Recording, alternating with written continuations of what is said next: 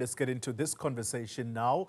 Some municipal workers in 5 provinces have not received their salaries on time, and the claim is due to financial problems. The South African Municipal Workers Union is blaming National Treasury for not providing sustainable funding, they say, especially in councils that are servicing disadvantaged communities.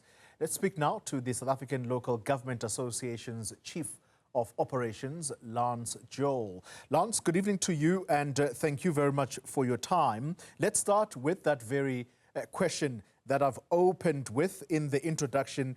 Do you know what is behind the delays in payment of salaries in some municipalities across the country? Well, good evening to you as well as to the viewers. Indeed, it's a very sad day. To answer your question directly, we are well informed about the developments around the delay of the payment of the equitable share allocations to a select few municipalities. And it is as a direct result of, firstly, we must indicate that from a municipal revenue point of view, there is an assumption that was made some 27 years ago, before the democratic of local government started, that municipalities will self-fund the operations by about 90%, meaning they would rely on the income from property rates, from selling water, electricity, and the provision of sewage. They would be able to fund their operations, and then the remaining 10%, they will receive that as an allocation from the national fiscus. The reality is that that assumption does not find expression in practice for varying reasons. The fact that, one, as we speak, municipalities are owed in excess of 286 billion rands, meaning households, business, and government itself is not paying for the water, the electricity that they receive, and therefore creating a very serious problem related to cash flow within our municipalities. Yeah. And that results, as a consequence of not being able to collect, it results in the inability of municipalities themselves to service their own debt, and now becoming reliant on the equitable share allocation instead of becoming reliant on self-generated income. So it's an unfortunate reality that because of the debts that municipalities owe to their own creditors, National Treasury has found it appropriate to stop the equitable share allocation and forcing municipalities to service their debt. And that is the reason why some municipalities have not received the equitable share allocation. Yeah. And it's adding to the existing burden that they have. If National Treasury has taken that drastic step of forcing municipalities to manage their own debt, and you are placing this squarely around the matter of the equitable share allocation, does that not say to you that National Treasury is possibly tired of mismanagement of funds within municipalities?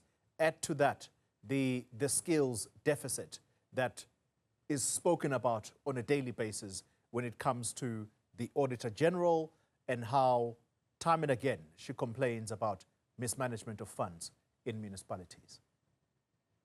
Well, the reality is that municipalities are, and it's a known fact, it's not new, it is known that municipalities are struggling with recouping what is due to them. And as I said earlier, the inability to collect impacts on your ability to service your own debt. So the assumptions, we have to revisit the assumptions in order to deal with the problem. And the assumptions are that municipalities would be self-sustaining through their own income generation, and it's not proven to be true. So that's one factor that we need to look at. But secondly, this is an unorthodox way of dealing with the problem. By stopping the equitable share allocation to municipalities, monies that are intended, one, for service delivery, two, to deal with the immediate challenges that municipalities have, the withholding of that impacts on the ability of a municipality to provide services. The point that you've made earlier, it even impacts on the ability of a municipality to pay salaries of employees. So it's an unorthodox way. And we viewed this as contrary to what the legislation provided for. And of course, we certainly do not see National Treasury being a debt collector, because it's currently playing the role of a debt collector of a select few municipal creditors. But the fact remains that the 28 billion that government owes to municipalities, 28 billion owed to municipalities. National Treasury is not using the same tool that it has used against municipalities, against provincial and national government, to also force them to pay what is due to municipalities. So we find it quite strange that this is the manner in which the problem has been dealt with. And I don't think it's an issue of tiredness. I think it's selecting municipalities that are very vulnerable as we speak. Those vulnerable municipalities, is it possible that out of sheer frustration or not being able to make ends meet, is it possible that they then take from that same equitable share allocation to pay salaries? Well, certainly our analysis shows that because of the limited access to cash in the bank, municipalities are venturing in to become creative because they are forced to be creative in the circumstances. They do, and many of them rely on that equitable share allocation to pay for salaries, because they would have used the money to maintain infrastructure, as an example, pay for their bulk water and pay for their bulk electricity. And now they're sitting in this difficulty where they have to service the other debt, including what is due to employees. But the reality is, as I had said, we really need to revisit the local government fiscal system in its entirety, and that is work that has already started. Yeah. As Salga, we have done that exercise, and we have put this into the IGR space, intergovernmental relations space, so that indeed we could start responding to the real weaknesses within the local government fiscal system. That's quite an admission that you've just made. Let's talk then about Samwu, which says workers are being treated like modern-day slaves. What is Salga's response to that? Well, as you've indicated in your introduction, there are few municipalities that have communicated to their employees that due to cash flow constraints, there will be delays in the payment of the salaries, and of course, much could have been done in advance, but this is where municipalities find themselves.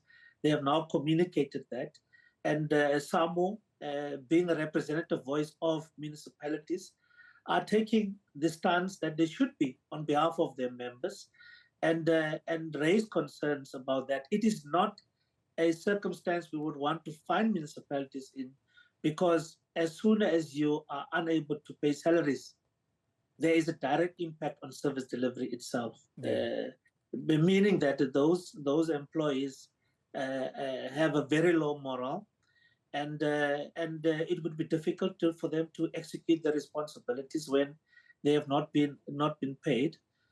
So we need to look at it holistically, but it is concerning for ourselves as well as Salga that municipalities, while a select few, have not been able to service what is due to municipal employees.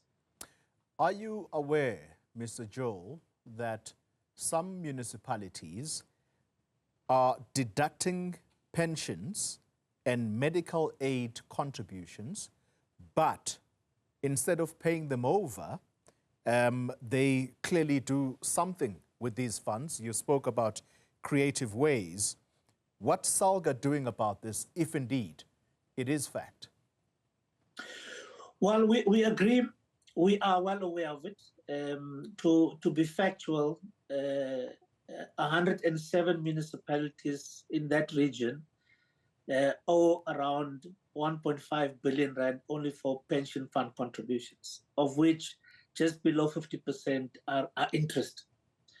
And it goes back to the point where the inability to have cash in hand affects a municipality's ability not only to pay their contributions for pension fund, it also includes medical aid.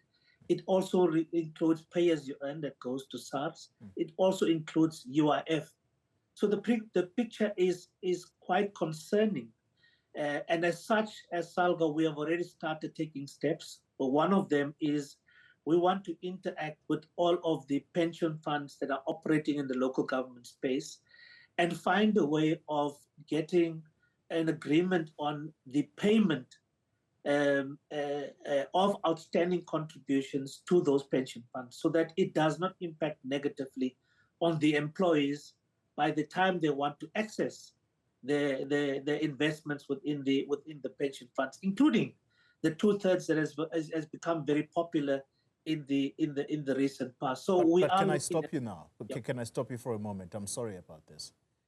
If indeed, and I mean, you've now made another important admission, and that is that workers are paying over monies. Monies are being deducted from their salaries, whether it be for pension funds or indeed medical aids. But instead of a municipality paying that money over to the fund, where does the money go? Because that is criminality, is it not? Well, we're not going to protect things when they should not be protected. And I'm putting facts to you so that we can look at a solution and knowing what the problem is.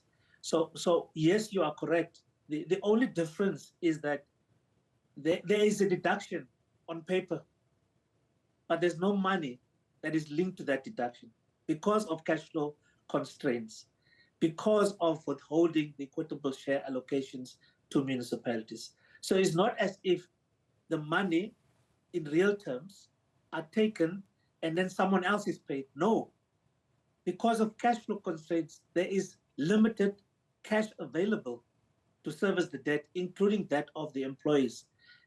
So we must understand it in that context. It's a deduction on paper, but it's not as if the money is sitting in the bank. All right. Because of what is owed to municipalities, municipalities are waiting to generate the necessary revenue through the surcharges in order to service that debt. So it must be understood in that context. It's not as if there is a choice to pay a different creditor. Yeah. That is how it must be understood. With these admissions then, particularly the financial difficulties, would Salga support this call for some kind of emergency funding intervention, and perhaps an overall picture is that of overhauling the equitable share system? Well, it's the latter part. Our view is that we must take a holistic approach. We must move away from the piecemeal approach on addressing weaknesses. In looking at it in its entirety, we are all taken back to the equitable share formula itself. Is it appropriate in the circumstances? Certainly from a Salga perspective, based on the research that we have done, no. The current equitable share formula does not work for local government and needs to be reviewed in its entirety. And that's where we must start, because once you've started there, you are then able to deal with related challenges within the municipal financial management system itself. So a holistic approach, not a piecemeal approach, but also an approach that does not create further difficulties for municipalities, like what we have seen with the recent withholding of the equitable share. Because now municipalities have existing payment arrangements in place, depending on the equitable share allocation. And without receiving that allocation, those settlement arrangements are also going to suffer. So where a municipality had agreed with Eskom and with the water board, we will pay you X amount for the next 12 months, that is affected. And municipalities will then default. And that's the engagement we had with members. Municipalities will now start defaulting on where they have existing payment arrangements, and that puts them in further difficulties. So a piecemeal approach, like what we have seen over the last 2 weeks, is creating more difficulties instead of being a solution for municipalities. But also we felt that factually there were a number of things that should have been considered prior to withholding the equitable share, including whether what is due, as stated, is still due. And in our engagement with municipalities, they were saying that while in our records, what we are told by Treasury is owed is in fact not the case. And we had already serviced some of that debt, and it's largely reduced debt that we have to look at as an outstanding payment. So we must look at things holistically. We must be factual, and we look at things for what they are at the moment, and then come up with an appropriate response. Lance Joel, thank you very much for your time. He is Chief of Operations at the South African Local Government Association.